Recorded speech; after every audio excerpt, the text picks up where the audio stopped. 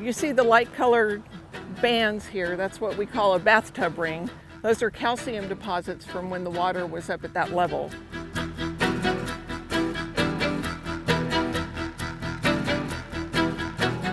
The primary reason we're having a water shortage is we're in the 22nd year of drought in the Colorado River Basin.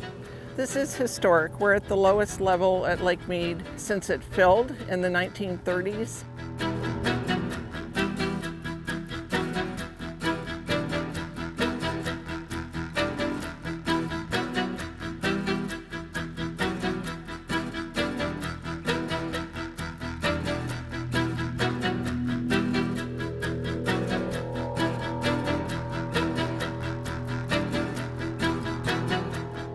The intense drought, heat, and wildfires in the West, these are all part of a wake-up call for people to really understand that water should be valued. This is not an infinite resource. We are living in limits, and also this isn't just drought. I mean, this really is climate change. This is years in the making, and that we need to be thinking about our water resources more holistically.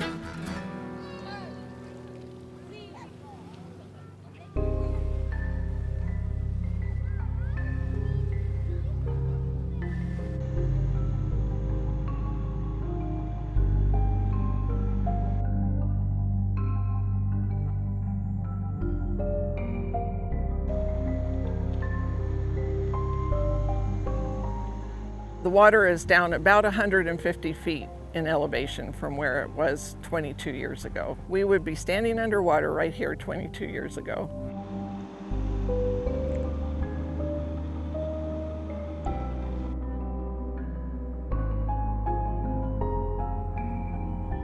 In August, we'll make the determination for the operations for the year 2022, and it looks like we'll have to declare a shortage in the lower basin.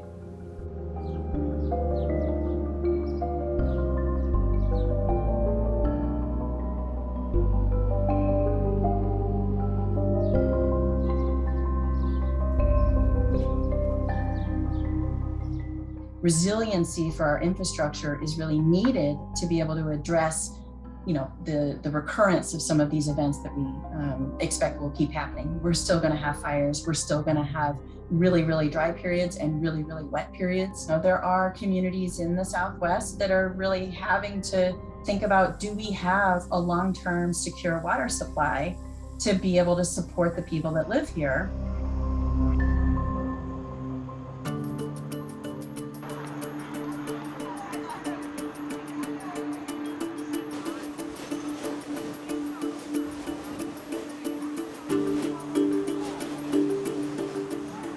Southern Nevada only receives 4 inches of rain every single year, so we are solely and highly dependent upon the water that we get from Lake Mead and from the Colorado River.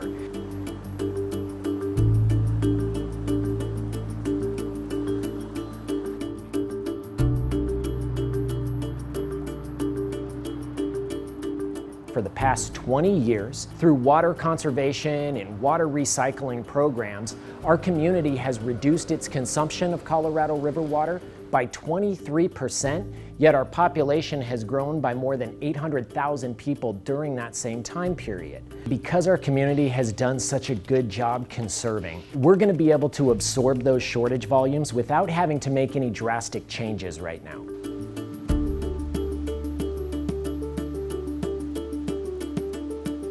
Well, we're here at the Las Vegas Wash. This is actually like an urban river for Southern Nevada. We recycle all of our indoor water use. That means whether you flushed a toilet or you use that water in a shower or when you brushed your teeth, we reclaim all of that water back. These wetland plants that we have out here, they help absorb some of the nutrients that get left over from the wastewater treatment process. And those plants absorbing that nutrients then ultimately keeps that nutrients out of Lake Mead. That helps improve and maintain the quality of the water that is in Lake Mead.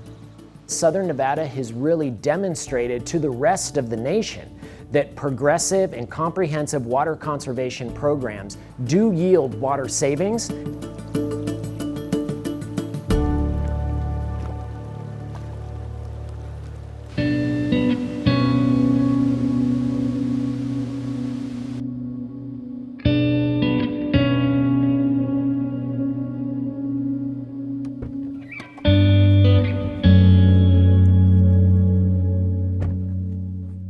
considered river people.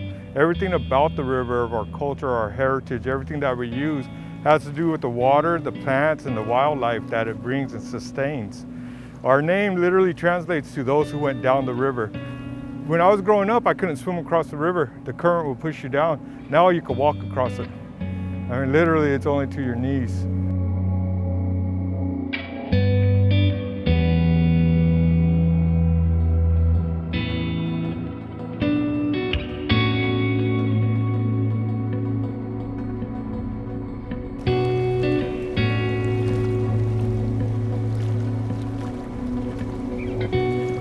Our voices need to be heard. For a while there, we weren't there at the table. We weren't saying this is what we need it for. It was always given it to us. The Colorado River Compact was signed 100 years ago. And when you look at some of those pictures, it is a group of white guys that made all the decisions. Now you fast forward, and increasingly, I think there's a recognition that many, many voices have been left out of the table.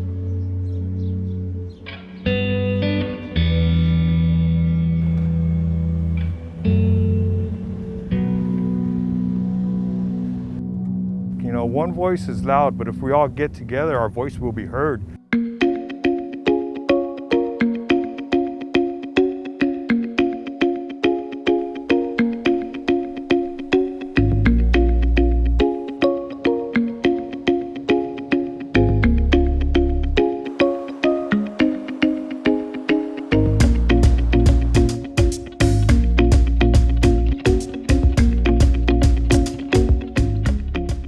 Federal investments can really make, generational changes. If we don't make changes, we're going to end up with less water for people, less water in our streams, and continuing to react to these catastrophic situations.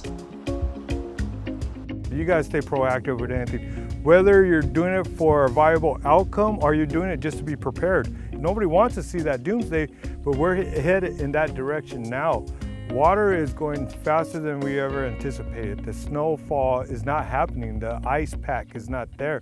We're not getting that runoff anymore. So yeah, now is the time to start acting, to be active, proactive, not reactive when it's too late.